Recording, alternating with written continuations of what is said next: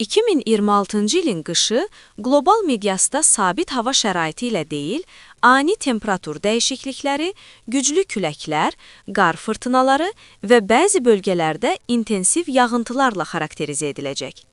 Meteoroloji qurumlar qış aylarında hava xəbərdarlıqlarının daha diqqətli izlənməsini tövsiyə edirlər. Azərbaycan üzrə proqnozlara gəldikdə isə, Avropa Orta Müddətli Hava Proqnozları Mərkəzi Qafqaz üçün ilkin qiymətləndirmələrinə əsasən 2026-cı ilin qışı ölkə ərazisində əsasən mülayim və dəyişkən keçəcək.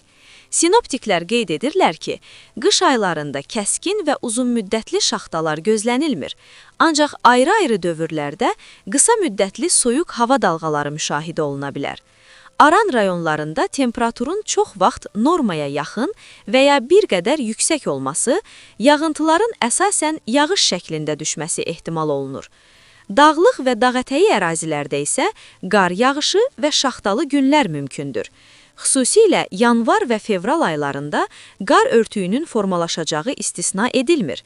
Beynəlxalq hava proqnozu platforması olan AccuWeather'in açıqlamasına əsasən, Bakıya ilk qarın 2026-cı ilin fevralında düşəcəyi ehtimal olunur.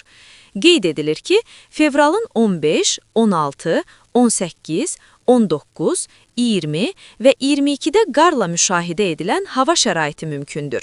Ümumilikdə, Azərbaycanda 2026-cı ilin qışı klassik sərt qışdan daha çox dəyişkən və mülayim hava şəraiti ilə xarakterizə edilə bilər.